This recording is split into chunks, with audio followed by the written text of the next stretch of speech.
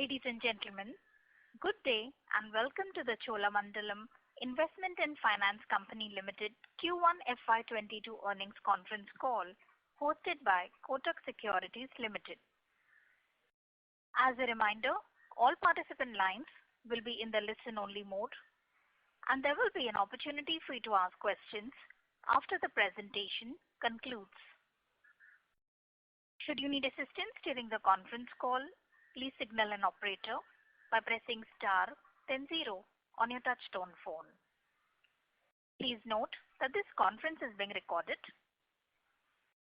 I now hand the conference over to Mr. Nischint from Kotak Securities Limited. Thank you, and over to you, sir. Good morning, everyone. Welcome to the earnings conference call of Cholamandalam Investment and Finance Company Limited to discuss the 1Q FY22 performance of Chola and share industry and business updates. We have with us today Mr. Vellayan Subbiah, Chairman and Non-Executive Director, Mr. Ravindra Kundu, Executive Director, Mr. Shaji Varghese, President Housing Finance, Mr. Suresh Kumar S, Senior Vice President and Business Head, LAP and SME, and Mr. Arul Selvan, Executive Vice President and CFO. I would now like to hand over the call to Vellayan for his opening comments. Thank you, Nischint. Good morning, everybody. We'll just go through quickly the key financial results for the company for the quarter. Disbursements were at 3,635 crores, which was marginally higher than Q1 FY21. Total AUM was at 75,763. NIM was at 1,363 crores. That's up 39% for Q1 FY22.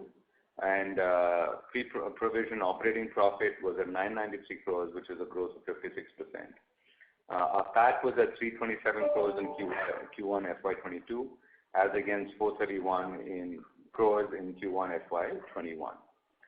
And in terms of, so broadly, because of the second wave of the COVID pandemic, between localized lockdowns and other factors, starting mid-April 2021, which had extended in most states up to mid-June, and in some states we still have partial lockdowns in force. So basically, many of the borrowers and staff of CIFCL were impacted by the pandemic and the second wave. And we, as a company, basically shifted our priority from business to protecting the well-being of affected persons. In a lot of the rural areas, there was a lot of challenge in terms of infrastructure, health infrastructure. So getting everything there, became a priority for the company, including the teams spending a lot of the effort in looking at everything from oxygen to drugs, kind of getting anything that they could do to support, both our employees and kind of key people during this whole effort. As a result, collections disbursements. So this basically kind of results in a setback in performance in Q1 on both disbursements and collections. Disbursements were up 1% compared to Q1 FY21, but collections suffered and resulting in an increase in stage 3 assets from 3.96% to 6.79%. The restructuring option with asset classification benefit extended by RBI under Restructuring 2.0 was used to the extent of 3.86% of the book as of June 21. So total restructuring stood at 5.44% of the book, and these loans have been classified as stage 2 assets by us currently. CIFCL held management overlay provisions of 750 crores as on December 20th, and then we created an additional overlay in March to the tune of 350. So we had a total of 1,100. Of this, basically, we've reversed 400 during the quarter. And this release was made towards additional provisions which were in stage 1 in March 21, and where the customer continued to be in stage 1 in June 21, without downgrade to a subsequent stage.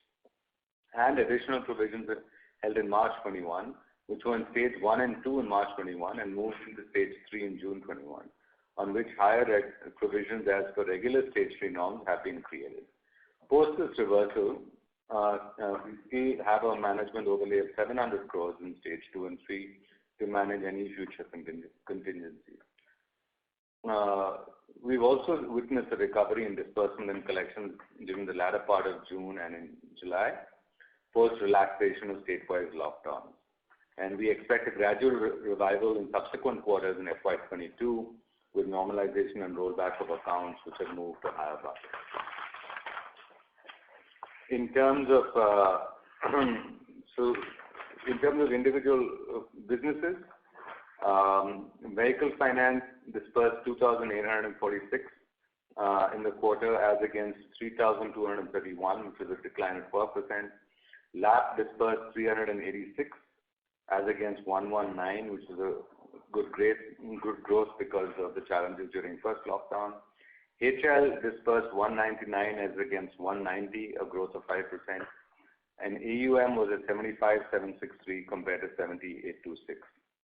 And PAT was at 327, like I just discussed. PBT ROTA was at 2.5 as against 3.5 the previous year. And ROE obviously dropped as a result to 13.5%.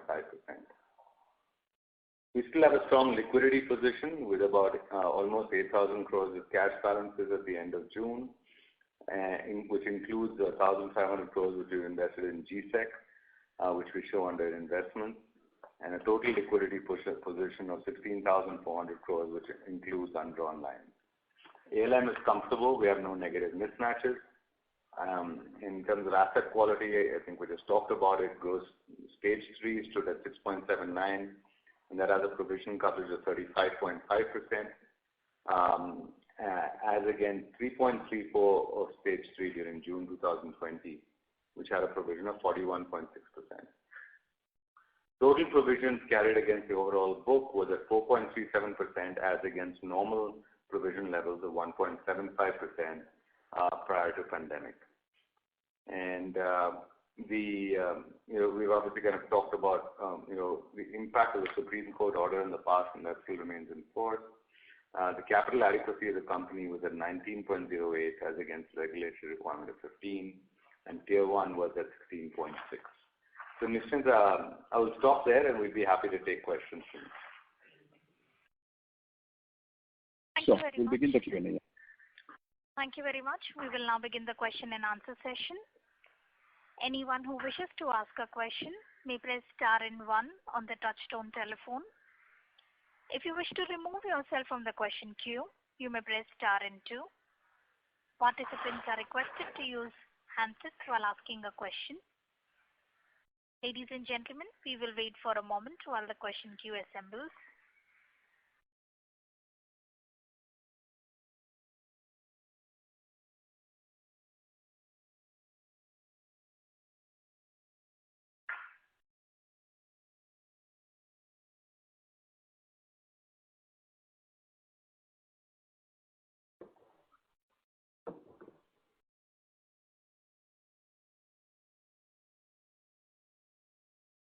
The first question is from the line of Prashant Sridhar from SBI Mutual Fund. Please go ahead.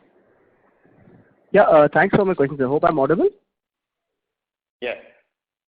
So, just two questions from my side. On the vehicle finance book, if you could give us some color on how your customer segment would be dealing with issues like capacity utilization, freight rates, increasing diesel prices, etc. And if you could give us some numbers like stage 2, stage 3 and restructuring in the LAP, SME and home loan segment. That's it from my side. Thank you so much. Yeah, vehicle finance, last time also I mentioned that we are actually into SRTO category, which is actually 0 to 10 vehicle or 1 to 10 vehicle customer. So in that category, utilization level or managing the vehicle during this time when diesel prices have gone up is better. But mid-size fleet operator who are actually having OPEX a little higher than the SRTO customer, they are struggling where the exposure is lower in our case. And second is that in the case of heavy commercial vehicle, we have started in few markets only, not across the country. And during last 2 years, we have been reducing our exposure in heavy commercial vehicle. After noting that the PD has gone up in 2018-19, and since then we have reduced it, so we got benefited on the PD also at the overall level. So the utilization level has been impacted in one segment of the customer. Large fleet operator and SRTOs are better off. but things are improving. This was there in Q1, but in the month of July, things have improved significantly. We have seen that the industry has sold 10,000 units of heavy commercial vehicle, so TIV has gone up. And if in case this continued, there's no COVID impact wave 3, then obviously heavy commercial vehicle is also expecting a replacement demand, which is due for last few months. And we will see that heavy commercial vehicle customers will benefit it in time to come.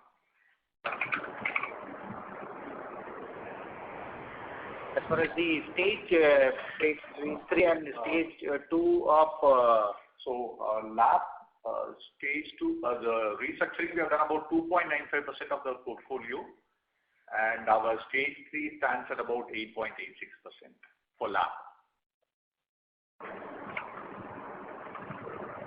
Mr. Sridhar, your question is answered, sir? Yeah. Sure. Yeah. Thank you. The next question is from the line of Dhaval Gada from DSP Mutual Fund. Please go ahead. Thanks for the opportunity. I had two questions. First is on the stress increase that we've seen both in stage 3 as well as higher share of restructured loans. Just wanted to understand, if you look at the moment, given that there was no moratorium this time, you would have expected both stage 3 and restructured to increase. Curious to know, is the extent lower than what you initially estimated? And by when do you see normalization of this trajectory? And related to that is the second question on credit cost. So, you have excess, provisioning of about 700 crore. How much would that be, adequate enough with the normalized credit cost for FY22? Those are the two questions. Thanks. Hi, Dhaval. Good morning. So I'll just tell you the vehicle finance data so that, and LAP and HL have done also similar way. In the month of April, we saw 93% of our billing collection efficiency, which went down to 84%, and in June it was 101%, and in July it is 114%. So the stress came in the month of April and May, then after that it is actually started improving. In fact, in the month of July, stage 2, stage 3 has gone down as against the June closing. The overall stress is due to in the month of June, when entire country was not operational. Southern part of the country was under lockdown, and part of east was also under lockdown, like northeast, Odisha and West Bengal. It got impacted. In fact, in the month of July also, we saw lockdown partially applicable in Odisha and WP, and stringent overall lockdown is there in northeast. So in spite of that, we have seen our collection efficiency has gone up to the level of March in the month of July, and that is a indication that things have started improving in terms of stage 2, stage 3. As far as the provision is concerned, we have taken 4.37 at overall book, and our normal provision used to be 1.75. So at this point in time, at the overall book level, we have 3 times of provision. So it is adequate, more than adequate. And the overall stress you would expect? Sorry. Go ahead. The overall stress, do you expect by second quarter we should start seeing normalization, or it would be in the second half of the year? Just directionally, given that the collection trends are quite buoyant. Everything cannot be done in the quarter. Every month, these resolutions are happening. So normalization has started happening in the month of June. It will take 6 to 9 months to get into exactly the similar level. What we are expecting that we will try to deliver better number than last year closing as on 31st March in this financial year closing. Perfect, sir. Thank you and all the best.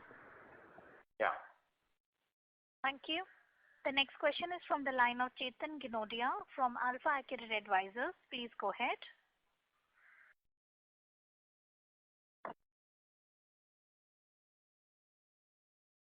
Mr. Chetan Ginodia, your line is unmuted, sir. Please go ahead with your question.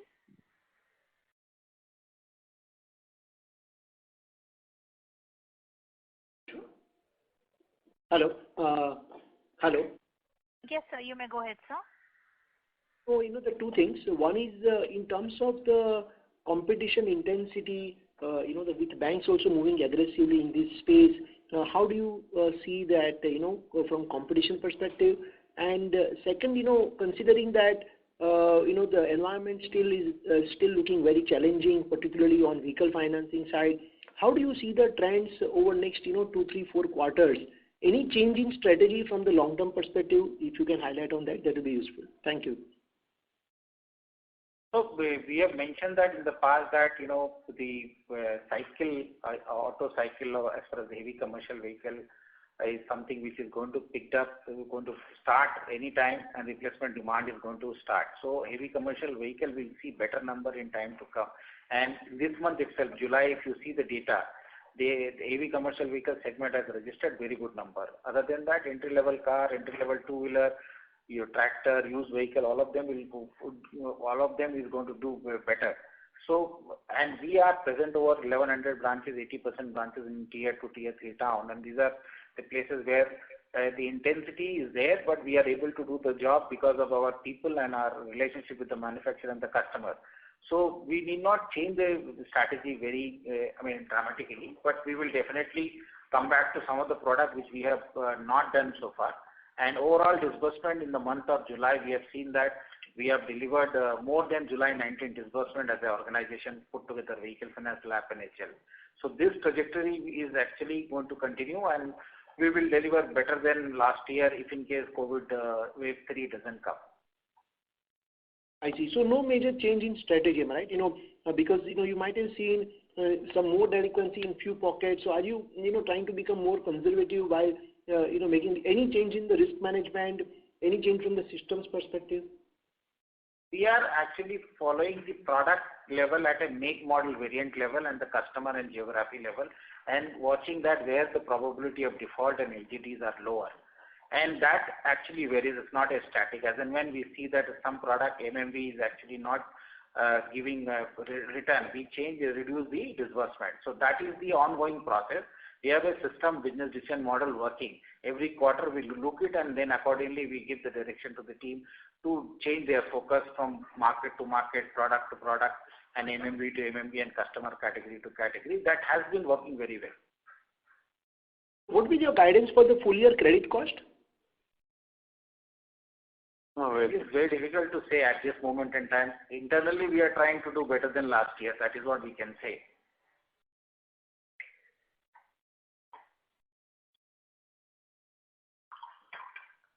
So your question is answered? Yes, sir. Yes, sir. Thank you. The next question is from the line of Manan Tijoriwala from ICICI Prudential Asset Management Company. Please go ahead. Hi, sir.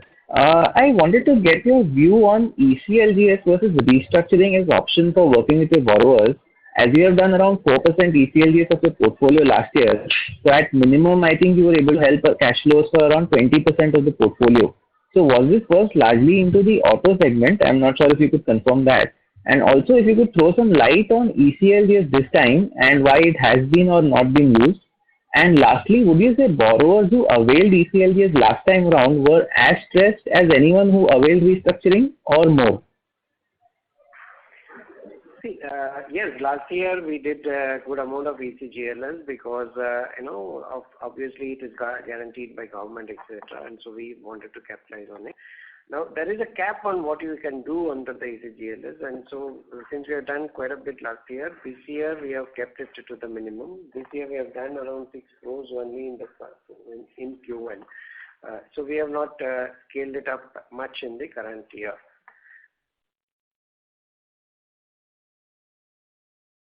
The ECLG actually we have done 2,000 crore last year. Out of that 1,200 crore was vehicle finance, 800 crore was a LAP. In this year we have done only 700 crores.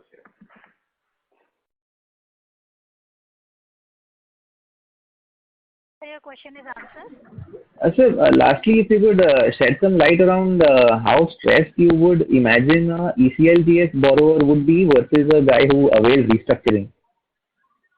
ECLG customers are performing better than ours overall. And we don't encourage restructuring for such customers. Yeah, there is no restructuring. There is no restructuring available for you can extend. Okay, sure, sir. Thank you. Thank you. The next question is from the line of Anand Bhavnani from White Oak Capital. Please go ahead. Thank you for the opportunity.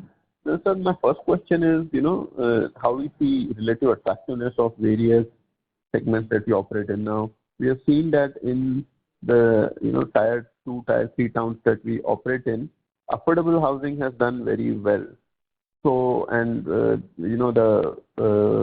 they have withstood the test of the pandemic better than, let's say, vehicle finance or LAP. So, is the experience similar for us, and do you think the opportunity in affordable housing is something which we would explore more vigorously going forth from here on?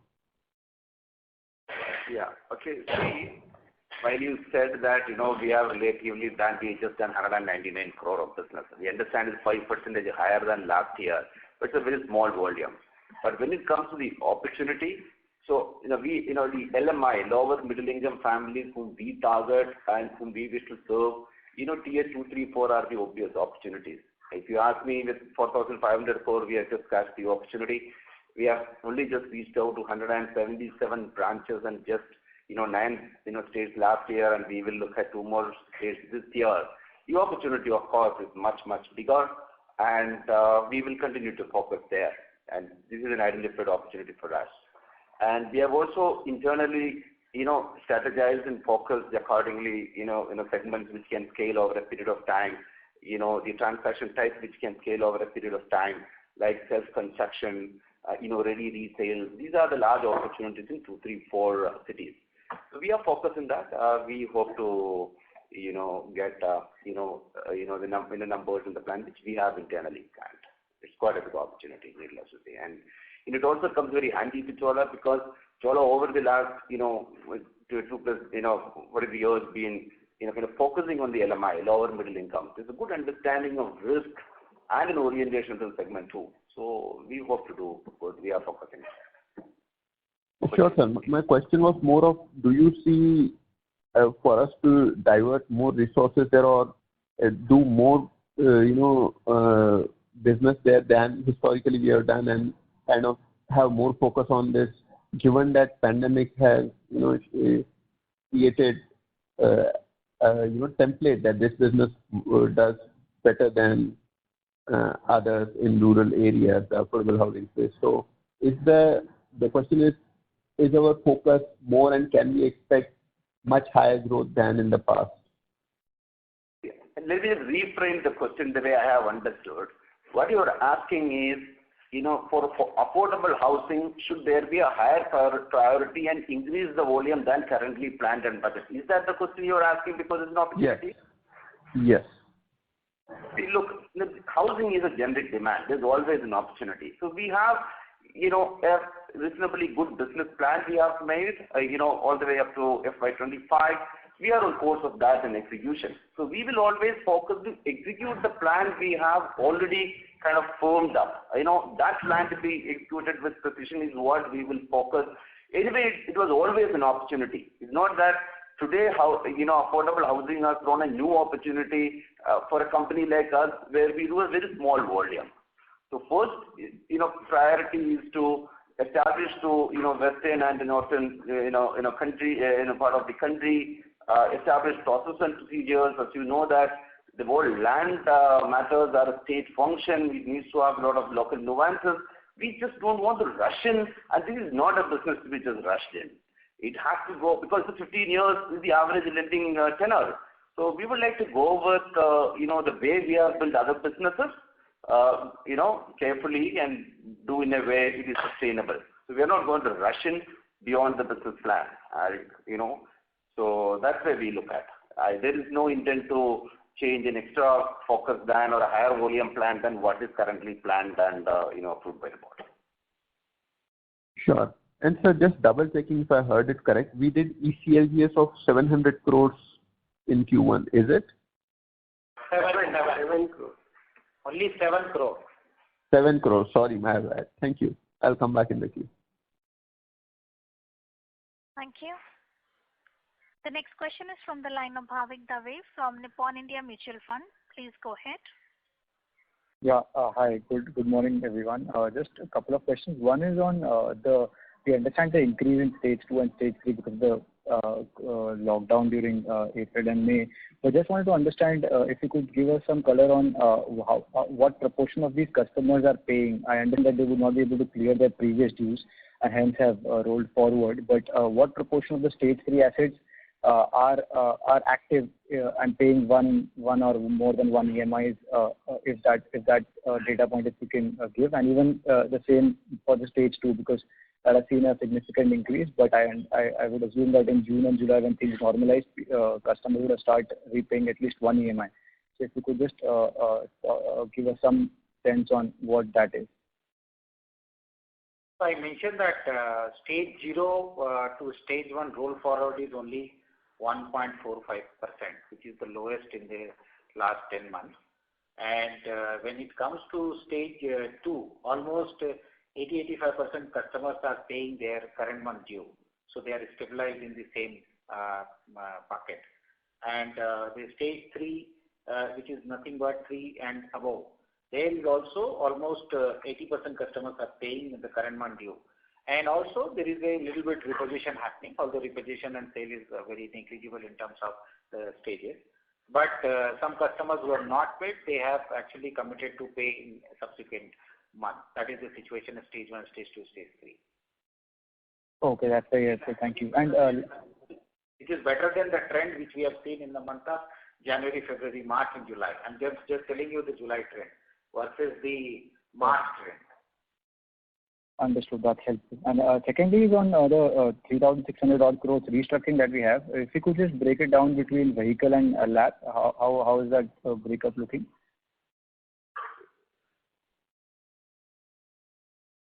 One second. Yeah, sure, sir. And meanwhile, one last question from my end is on the NUE investments that we have done and the Vishwakarma consortium. If we can highlight what is the roadmap or what is the thought there? What are we planning to do there, if at all? Anything if we can add? Thanks.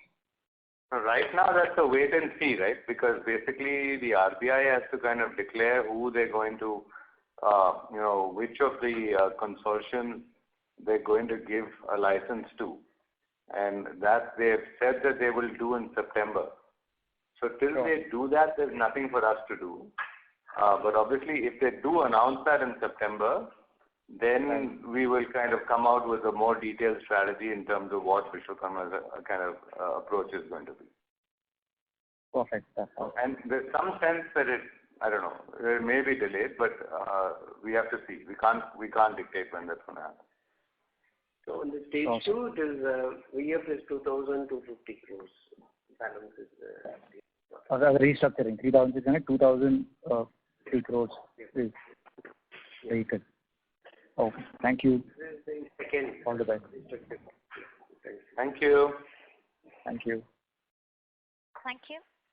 The next question is from the line of Shubhranshu Mishra from Systematics. Please go ahead. Hi, sir. Thank you for the opportunity. And I just wanted to understand what kind of disbursement numbers are we looking at for the full year? What kind of run rates can we look at going forward? It was very healthy to understand that we are pretty much at July 19 targets. But how can we model it going forward? That's the first question. Second question is, we had tightened our credit filters during COVID. Have they been eased out in this particular quarter? And what kind of rejection ratios are we looking at right now versus FY21 versus FY20 in each segment, vehicle finance as well as LAP and in home loans?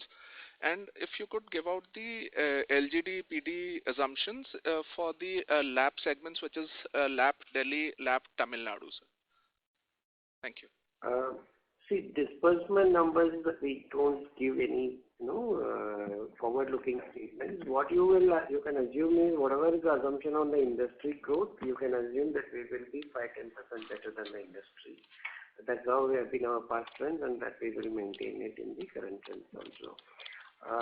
Regarding credit filters, I will request Ravi to answer. Before that, the LGD PDs, we don't give individual sub-product, and you are asking even geography level. we don't share it in the public domain.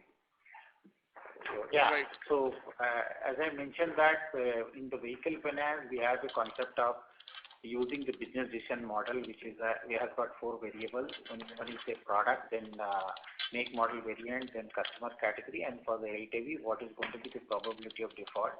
We have tightened that in the last year by launching the Gen 4 model of underwriting tool, and that's the reason our roll forward rate, even in the bad time like in July 2021, we have seen that our bucket roll forward or stage 1 to stage 2 roll forward is 1.45%. Early default and non-starters already started showing up in downward trend. So from the portfolio behavior point of view, we have done better. Our PD, as you asked, although we don't share the PD at a product level and geography level, but just to give you the whole PD, LGD and theory of the ECL, the PD of the stage 1 of the pre-COVID level has come down in the COVID year. The last year PD has come down as compared to the previous year, and stage 2 is slightly gone up, but LGD has improved. So in spite of bad time, our PD in stage 1 has improved, slightly stage 2 has gone up, but LGD is actually improved. So that is the outcome of the underwriting mechanism which we are using it on all 3 businesses. The PD. Hope I am answering. Yes, sir. Yes, sir, you did. Thank you.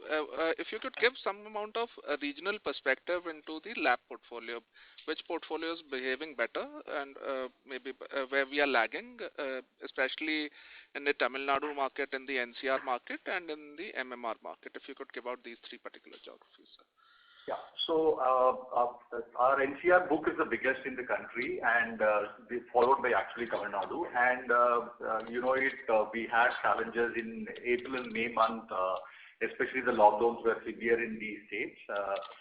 The good part is that June we recovered in terms of our collection recovery, and our efficiency started improving. In fact, we have done significantly better in the month of July in both these locations.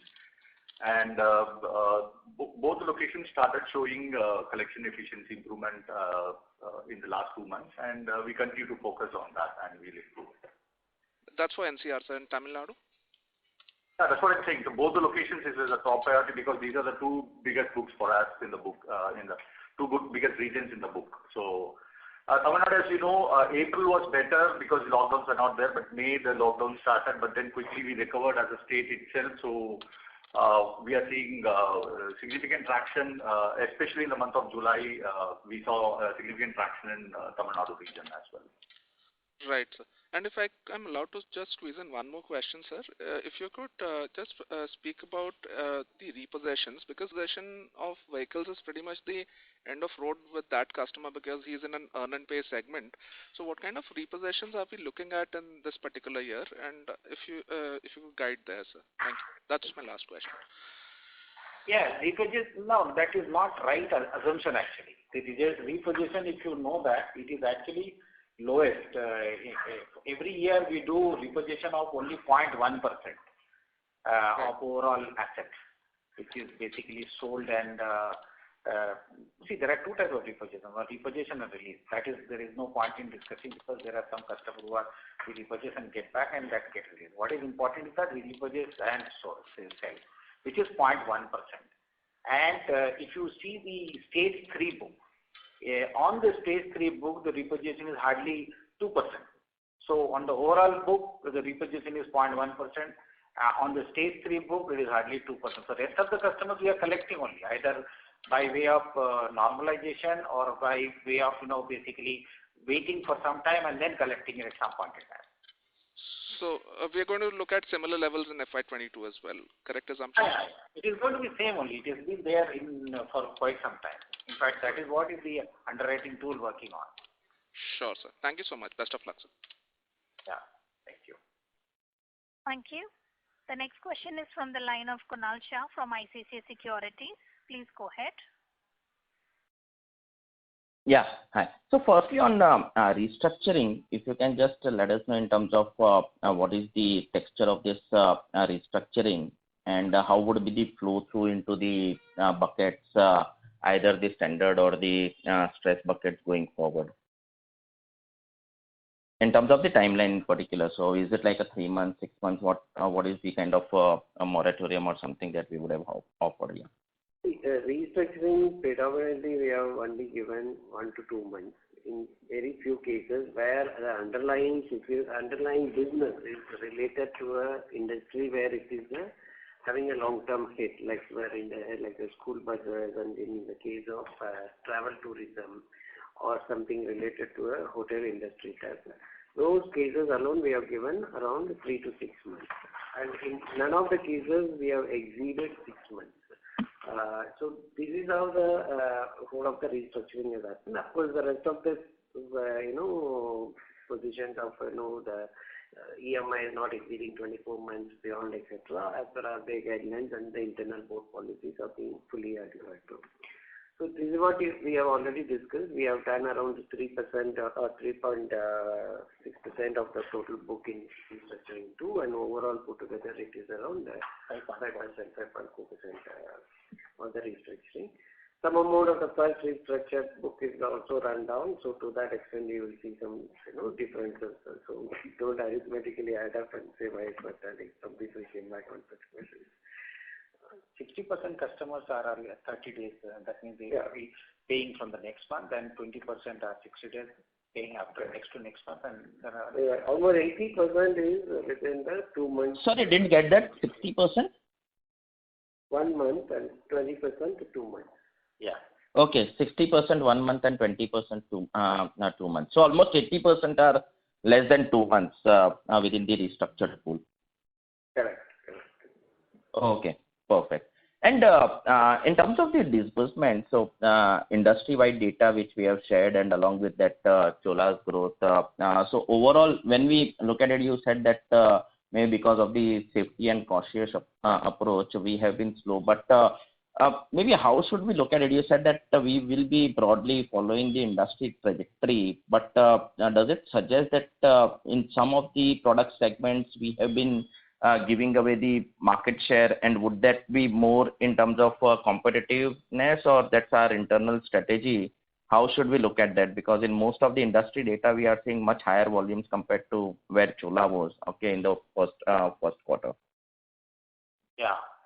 So good question. Actually, this year now inventory is getting piled up by the manufacturers. Last year they could not produce BS6 in the time in the first quarter, and they were struggling to produce in say second quarter also. So now the industry is actually increasing the inventory, and our numbers are on the retail sale. So there is a difference between the wholesale number and retail sale. What we showed the industry number is a wholesale number which is published by the SIAM, and our numbers are retail. So when we see the retail to retail, our market share is definitely maintained at the same level, and some of the product segments we have also increased. So it's not a real apple-to-apple comparison. Last year we were showing the market, when we are comparing it, the wholesale numbers were not much. So it was looking like, our market share is going up. So this problem is always going to be there. Because retail numbers are not, we are getting it from any particular, authentic sources. So we have only one data which is published by SIAM, and our number is based on the disbursement. So obviously you will see that there is a gap between the wholesale number and Chola number, because our market share are depending on the retail numbers.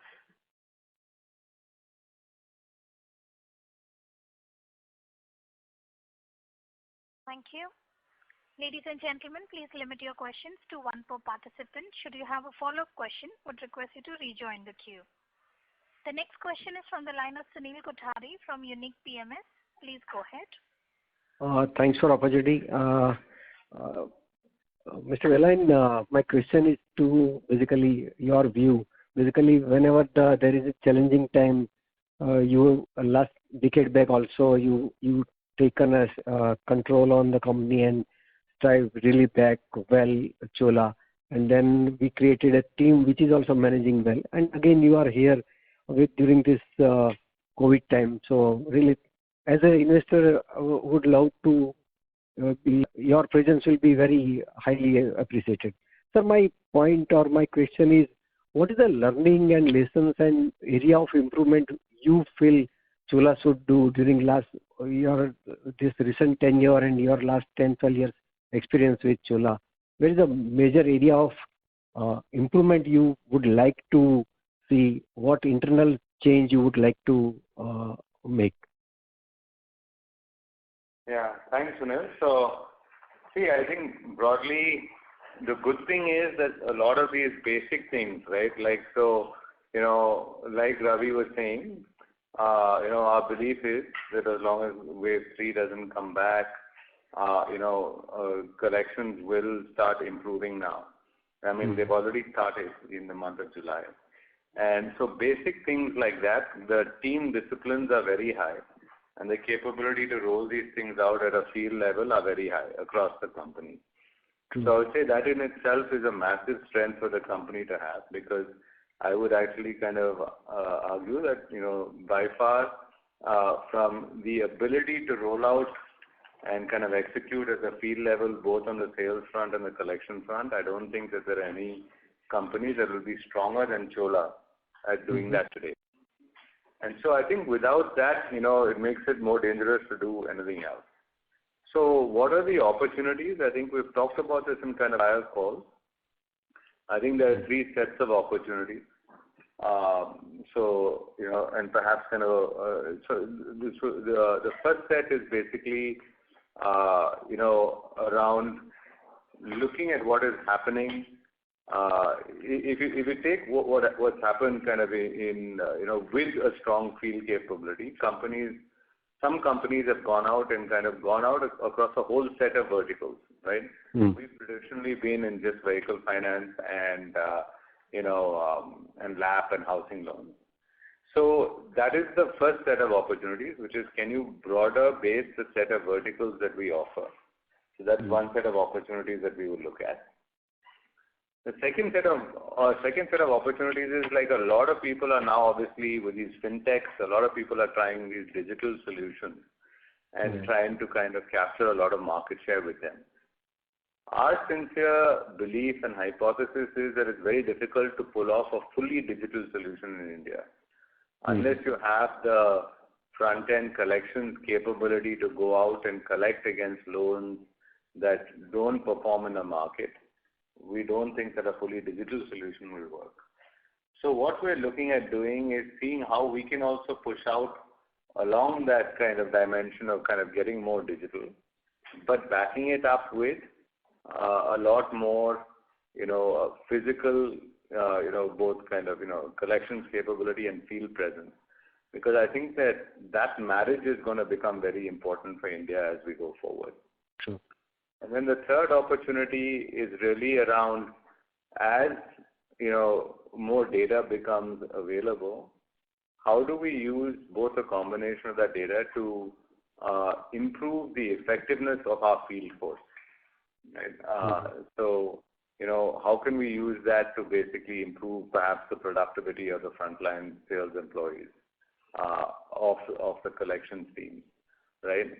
By using kind of a combination of, first a digital front, then kind of a centralized front for collections, and then a field kind of, so how do we use that, whether it's collections or sales, how do we use this combination of 3 things to fundamentally improve the efficiency of our field forces? So I would say these are the 3 main areas.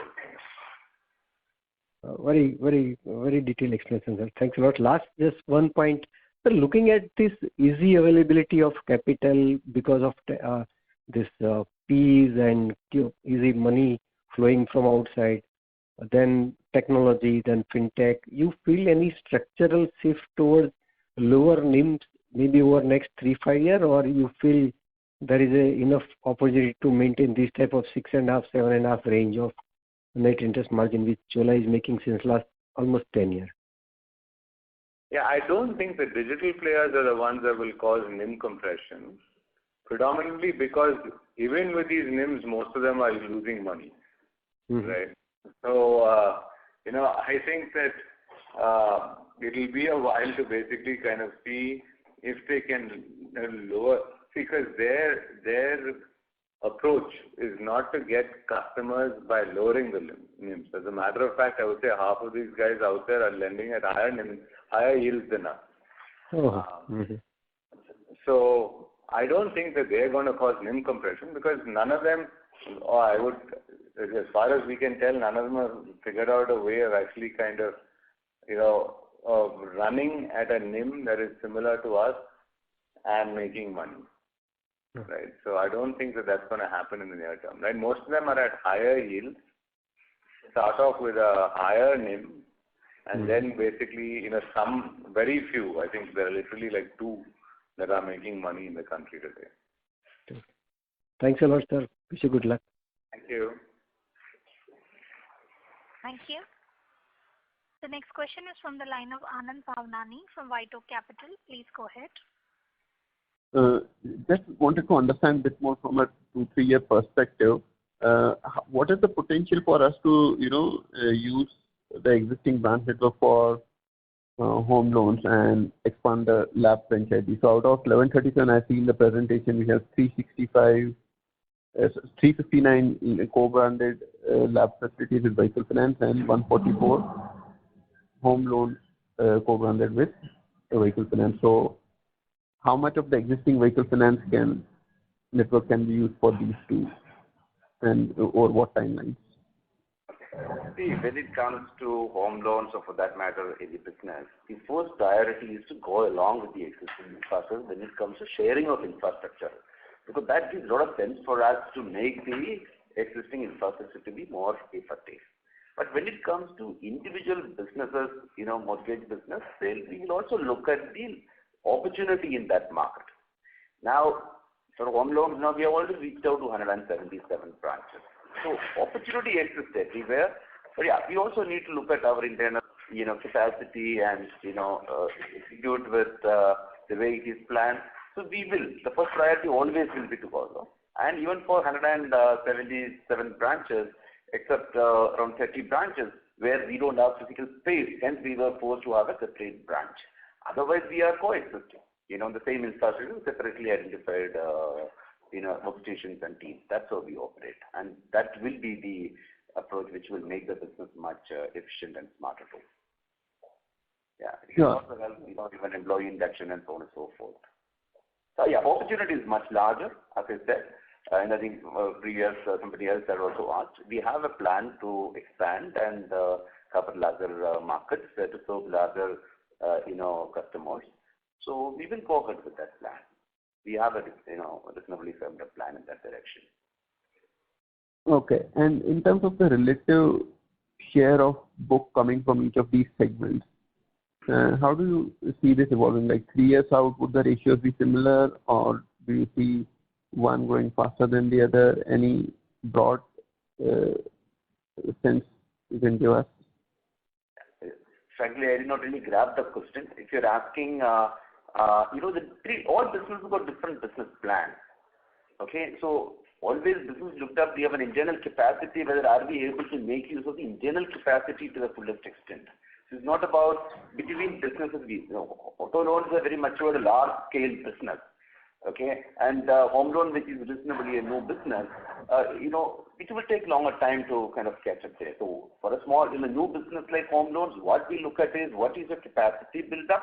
Against that, are you able to deliver? That's the way we will look at, and not on a share between the business. I hope I have answered right. And the way we don't really co-originate businesses, because customer segment is different, the purpose of the lending is different, the nuances are different. So we don't really co-originate by same team. So all businesses got own origination, underwriting, risk management, customer service capabilities, just that we share the physical infrastructure. I hope I understood the question right and answered it right. This is what you are looking at. Yeah, sure. So I understand they are planned independently, and the growth rates are actually more of endogenous. There's no explicit growth target you have, if I understood you correct. So they grow at their pace, and then eventually they form a percentage of the book. There's no top-down target that we want to have a percentage of book in home loans or LAP or something like that. So is my understanding of your answer correct? Correct. Yeah. And secondly, sir, in our home loan book, what percentage of the book would have credit-linked subsidy scheme, the Pradhan Mantri Awas Yojana? So what percentage of our book or what percentage of our customer would be having that subsidy availed? See, around 12% of the base has availed in a PMAY. In Q1, the 13.74 crore of subsidy we have received, and last year we have received 21.39 crores. So that's the PMAY penetration. Thank you. The next question is from the line of Abhijit Tibrewal from Motilal Oswal. Please go ahead. Yeah, thank you for taking my question. My first question is to Vellayan sir. You did touch upon this in one of the previous questions, but because kind of digital is the flavor of the season, and we've also seen few of your other peers kind of talk about newer initiatives that they are taking, some of the newer things that they're trying to do on the digital side. I just wanted to kind of understand, in addition to that NEU license where we have kind of tied up with in a consortium and applied for one, and where maybe the RBI decision is expected over the next, let's say 2 months or so. Other than that, are there any other new digital initiatives that we are taking on the origination or the underwriting side that you would like to share? Yeah, so I think there are 2 or 3 sets of things, right? Kind of one is we will look at, what are the opportunities to work with kind of startups, right? To basically, I say kind of leverage the strengths of each of the entities, right? The startups can we leverage the startups' strengths, the digital startups' strengths, and kind of we bring to kind of bear the strength that Chola as an NBFC has, right? So that is one kind of set of initiatives. The second is we're looking to kind of significantly bulk up on kind of what we're doing on the analytics front. I think we've made one set of movement towards analytics. Now there's an opportunity for us to kind of get much more, and we're going to start taking some actions on that front as well, which is both in terms of how we start using analytics more on both on our origination and our underwriting. And then the third set will be to basically see how we can bring more capabilities to our own tech stack itself, right? Because I think that part is something that we're looking at and saying, are there differentiated ways in which Chola can be digitally more enhanced in its tech stack, right? And so that's actually slightly different from just the analytics piece. And so these are the 3 sets of initiatives that are going on right now on this front. Sure, sir. That's helpful. My next question is to Arul sir. If you could just help us with 2 data points. One is what was the write-offs or the repossession losses during the quarter, and if you could just repeat the product-wise GNPA in vehicle finance, LAP, and home loans. 70 crores is the repo losses during the current quarter. There's not much in the LAP and HR. And it is all fully provided for already, so there has not been any new additional hit to the NCL. Thank you.